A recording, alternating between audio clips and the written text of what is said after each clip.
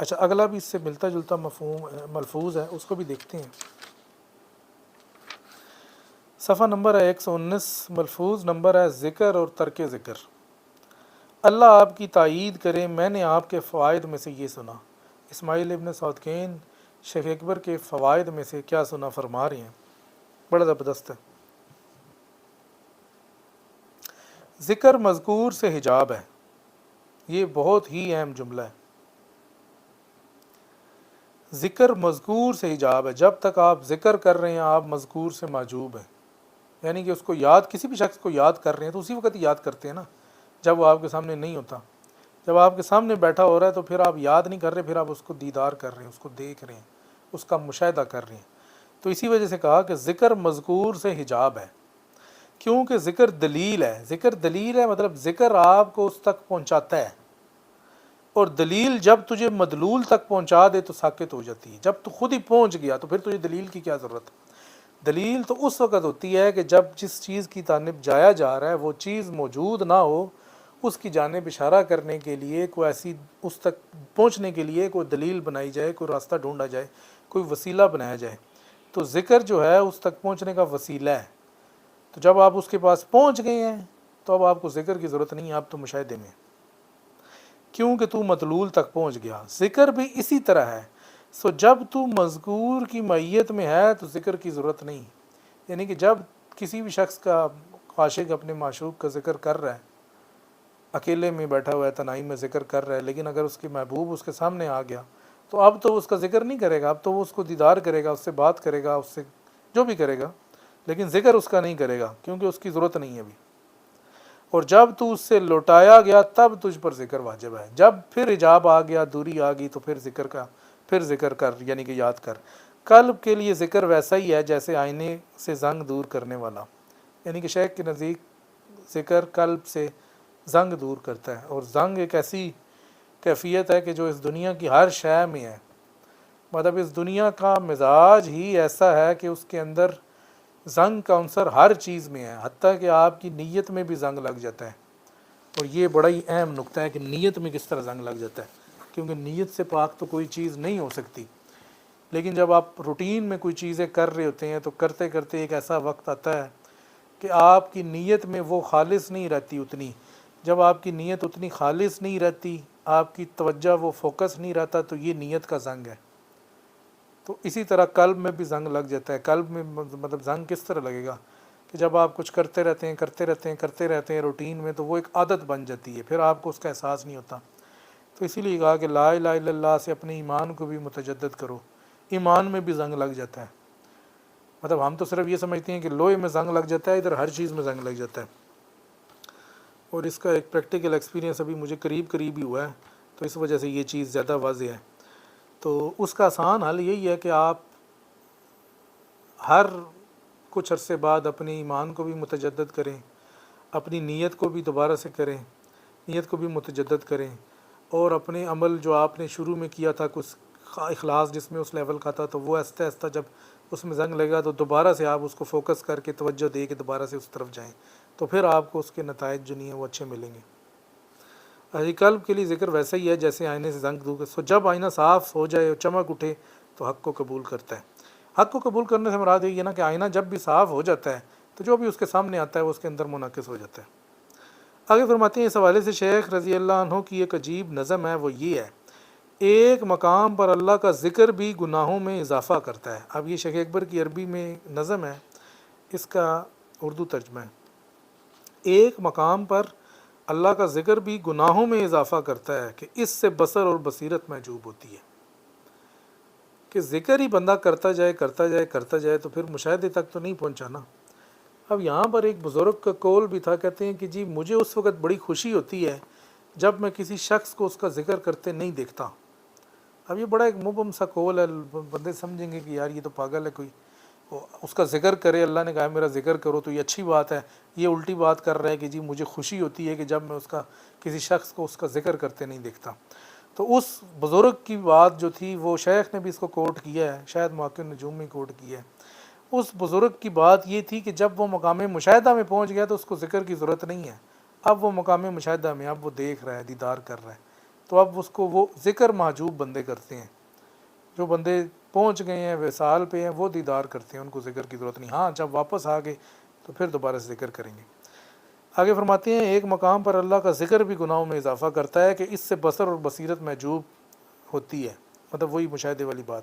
پس اس مقام پر ترک ذکر ہر شے سے افضل ہے. اس مقام پہ دیدار کے مقام پہ ترک ذکر, یہ نہیں ہے کہ دیدار کا مقام بھی نہ ہو تو آپ ترک ذکر کر کے بیٹھ جائیں, کیونکہ ذات کا سورج کبھی غروب نہیں ہوتا. یہ شاعری ہے, یہ آپ شاعری کو سمجھیں.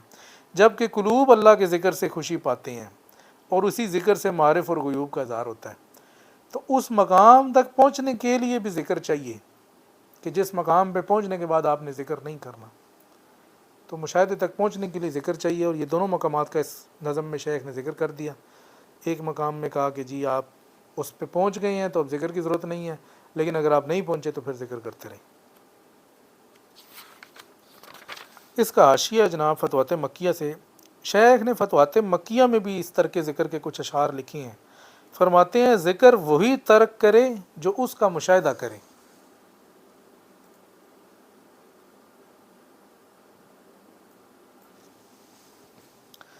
ذکر وہی ترک کرے جو اس کا مشاہدہ کرے, اور جو ذاکر نہیں وہ اس کے مشاہدے تک بھی نہیں پہنچ سکتا. اب یہ کیا ایک ہی شعر میں دونوں باتیں کر دی, دونوں ہی باتیں کر دی کہ جو مشاہدہ کر رہا ہے تو وہ ذکر چھوڑ دے, اور جو مشاہدہ, اور جس نے ذکر نہیں کیا وہ مشاہدے تک پہنچے گا بھی نہیں. یعنی کہ مشاہدے تک پہنچنے کے لیے ذکر ضروری ہے, اور پہنچنے کے بعد پھر ذکر ترک کرنا ضروری ہے. لہٰذا میں اپنے اس معاملے میں حیران ہوا کہ حق ان دونوں کے درمیان کہاں ہے کہ میں اس تک جاؤں. یعنی کہ مقام حیرت ہی ہے نا اگر بندے کو سمجھ نہ آئے تو. اس اشارے میں ترک ذکر کی بات ہے. ترک ذکر کی ایک علت ہے کہ جب وہ متحقق ہو تو ذکر چھوڑ دے, کیونکہ بہر صورت ذکر مذکور سے حجاب ہے اور ذکر ہی مذکور تک پہنچانے کا سبب ہے. تو یہ اس میں دو طرح کی اس میں بات ہے. ایک یہ کہ مذکور تک پہنچاتا ہے, لیکن جب پہنچا دیتا ہے تو پھر ذکر کی ضرورت نہیں ہے, پھر بے ادبی میں شمار ہوتا ہے. لیکن نہ پہنچائے تو پھر ذکر ہی اصل چیز ہے کہ آپ کو پہنچائے گا. تو یہ ذکر اور ترک ذکر کے حوالے سے ایک اشارہ ہے, میرے خیال میں یہ واضح ہے. اگر کسی بندے کا سوال ہے تو وہ کریں, 1 منٹ کا وقفہ کرتے ہیں اور اس کے بعد انشاءاللہ ایک آدھ اور پڑھیں گے اور اس کے بعد اس کو جو ہے وہ ختم کریں گے. اچھا جی, فرزین یامین کہہ رہی ہیں مراقبے میں دل کو کائنات کی غفلت سے دور کر کے اللہ کے نور دلانا لینا, پتہ نہیں کیا کچھ اس طرح سے لکھا ہے. لیکن جی مراقبہ تو آپ کو آپ کا مرشد ہی بتائیں گے نا, آپ خود تو نہیں کر سکتی. اگر وہ جب آپ کو بتائیں گے تو پھر آپ کو سمجھ میں آئے گی کہ کیا کرنا ہے اور کس طرح کرنا ہے. لیکن اگر آپ کا مرشد کوئی نہیں ہے تو آپ جتنے مرضی مراقبے کرتے رہیں اس کا کوئی فائدہ نہیں ہے. وہ آپ وقتی اور کچھ چھوٹی موٹی چیزیں اس سے حاصل کر لیں گے, لیکن اللہ تعالیٰ کی وہ قرب, وہ معرفت جو ہے جس طرح شیخ نے بتائی ہے, اس کے لیے مرشد ضروری ہے. دلیل کا کیا معنی ہے؟ دلیل کا معنی یہ ہے کہ وہ چیز جو کسی چیز کی عدم موجودگی میں اس پر دلالت کرے. مطلب آپ یہاں پر اس ٹائم نہیں ہیں, آپ تک کوئی بھی چیز جو آپ کی دلالت کرے کو آپ تک پہنچا دے. جس طرح عین ثابتہ اب آپ پہ دلیل بن چکی ہے. ہم جب بیٹھک میں ہوتے ہیں عین ثابتہ کا ذکر کرتے ہیں تو وہ پتہ چل جاتا ہے, آپ کے اوپر دلالت کر جاتی ہے. ہاں جی عمر فاروق صاحب آتے ہیں عین ثابتہ کا ذکر کرتے رہتے ہیں, تو یہ آپ کے لیے عین ثابتہ بھی دلیل ہے, تو یہ آپ تک ہمیں پہنچا دیتی ہے.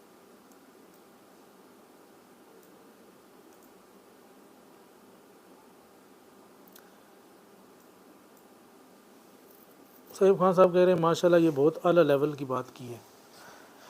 چلیں جی بہت شکریہ آپ کا.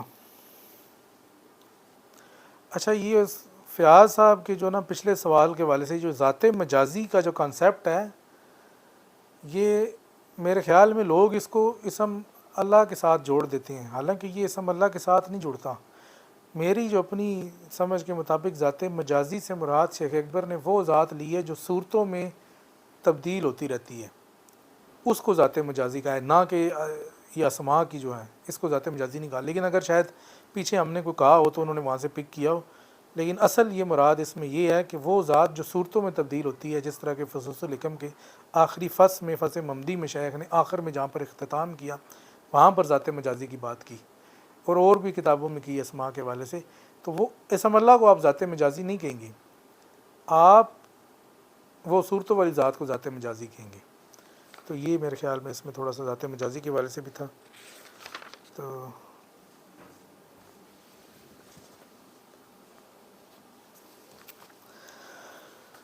اچھا جی، آج کی نشست کا آخری ملفوظ نمبر 69 ہے، وہ اما میں ہے، اس سے کیا مراد ہے؟ میں نے آپ رضی اللہ کے حقائق میں سے یہ سنا، ابو زرین العقیلی سے روایت ایک حدیث میں جب آپ صلی اللہ علیہ وسلم سے اما کے بارے میں پوچھا گیا تو آپ نے فرمایا نہ اس کے اوپر ہوا ہے نہ نیچے، یہ اما کی بات ہے، اور اس مظہر کی طرف اشارہ ہے جس میں حق مخلوق کو چھوڑ کر خود اپنے لیے ظاہر ہوتا ہے۔ ہوا سے مراد مرتبہ ہے، اور اس تفسیر میں ماں نافیہ ہے، یہ الذی کے معنی میں نہیں، اور اس کا مطلب، اس قول کا مطلب یہ ہے کہ نہ اس کے اوپر ہوا ہے نہ اس کے نیچے۔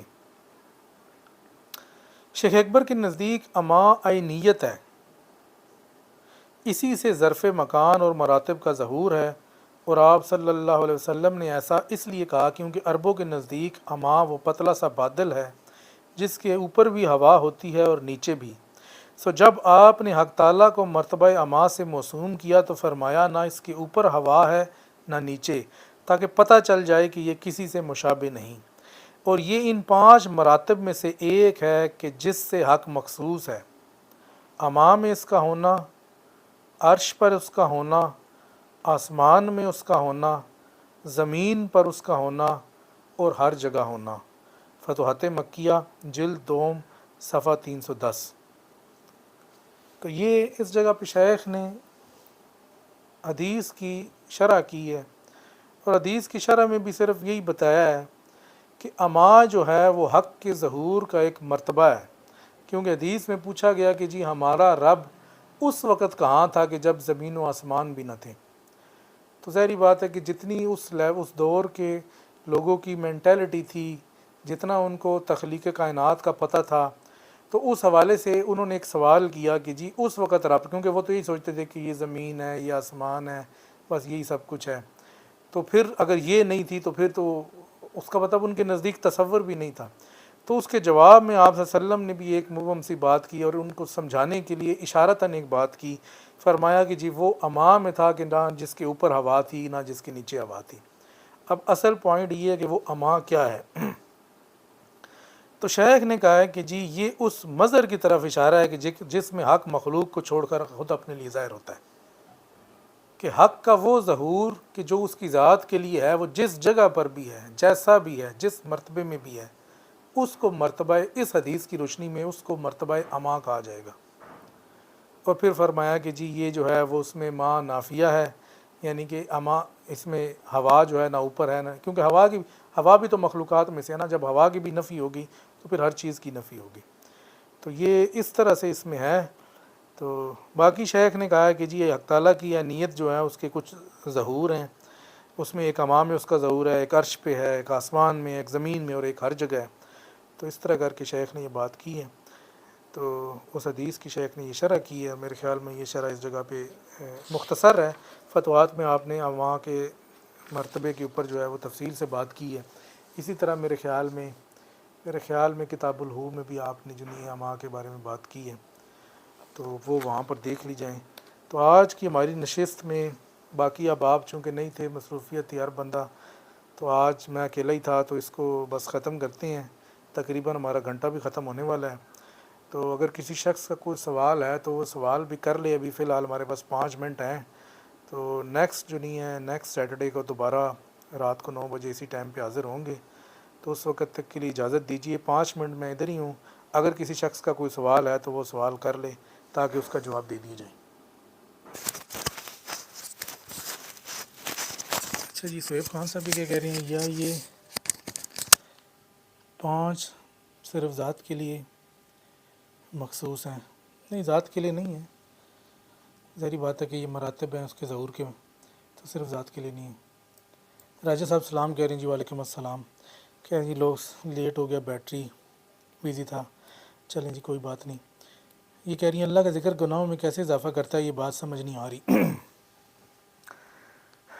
یہ عارفین کا مقام ہے، یہ عام لوگوں کے لیے نہیں ہے، اور گناہوں میں اضافہ اس طرح سے نہیں کرتا جس طرح سے آپ گناہوں کو سمجھتی ہیں۔ یہ سمجھ لیں کہ جو شخص اس لیول پہ پہنچ گیا کہ وہ اس کے میت میں پہنچ گیا. تو یہ عام بندہ تو چونکہ پہنچتا ہی نہیں ہے تو اس کو کیا پتہ. تو جب اس کی میت میں پہنچ گیا تو اب اس کو یاد نہیں کرے گا، اب اس کا دیدار کرے گا. تو یہ بات ہے، اس میں کوئی مشکل ایسی بات نہیں ہے. لیکن یہ نہ سمجھیں گے گناہوں سے مراد وہ گناہ ہیں کہ جو میں اور آپ کرتے ہیں.